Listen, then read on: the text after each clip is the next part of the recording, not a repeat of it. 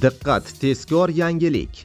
Pensiya va nafaqa oluvchi fuqarolar uchun hozirgina zo'r yangilik rasman e'lon qilindi. O'zbekistondagi barcha nafaqa va pensiya oluvchi fuqarolar xabardor bo'ling. Assalomu alaykum, hurmatli tomoshabinlar, tezkor yangiliklardan birinchilardan bo'lib xabardor bo'lishni istasangiz, videorolik ostiga like tugmachasini bosib qo'yishni unutmang. Like bosgan insonni Xudoyim doim qo'llasin. Diqqat qiling, O'zbekistonda ish haqqi va pensiyalar kamida 2028-yilgacha inflyatsiyadan tezroq o'sadi.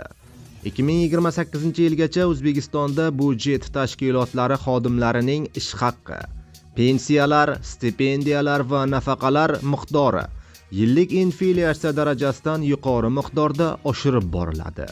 Bu bilan birga keyingi 3 yilda pensiya jamg'armasiga ajratiladigan transferlar qisqartirilishi ham rejalashtirilmoqda.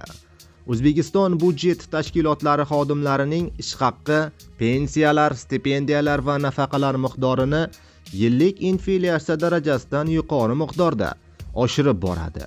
Bu haqida Iqtisodiyot va Moliya vazirligi tomonidan 2026-yildan 2028-yillar uchun taqdim etilgan budjetnomada aytildi. Hujjatda aniqlanishicha, ya'ni aniqlik kiritilishicha, bunday siyosat aholi turmush darajasini oshirish, fuqarolarning real daromadini o'stirish, o'sha narsalarni barchasini ta'minlash, ijtimoiy muhofazani kuchaytirishga qaratilgan. 2026-yilda ish haqqi va ijtimoiy soliq xarajatlari uchun 172 trillion so'm yoki 2025-yildagi tasdiqlangan rejimga 154 trillion so'm nisbatan 18,5 trillion so'mga oshirilgan. Iqtisodiy tanqis bo'yicha davlat budjeti xarajatlarining asosiy qismini ish haqqi va ijtimoiy soliq xarajatlarini tashkil etib, ushbu xarajatlar jami davlat budjeti xarajatlarining 2026-yildagi 42,9% tashkil etadi yoki yarim nisbatan 8,7% tashkil etishi prognoz qilinmoqda.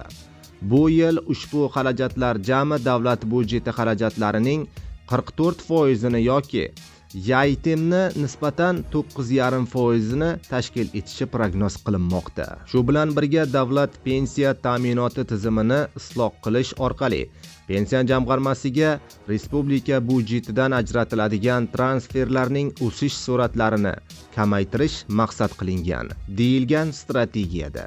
Pensiya jamg'armasining 2026-yil boshiga qoldiq mablag'lar 3,9 trillion so'm, daromadlari esa 64 trillion so'mga ko'paygan.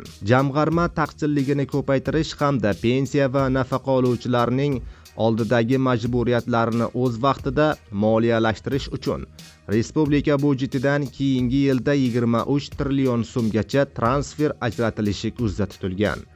Bu shu yil kutilayotgan 20% so'mgacha foiz ko'pdir. Buning natijasida jamg'arma mablag'lari hisobidan 2026-yilda jami 4,426,000 dan ortiq fuqarolarning pensiyalari o'z vaqtida moliyalashtirilishi ta'minlanadi. 3 yil ichida O'zbekistonda pensionerlar soni 489,000 kishiga 4,27 million nafardan 4,76 million nafarga ko'payadi.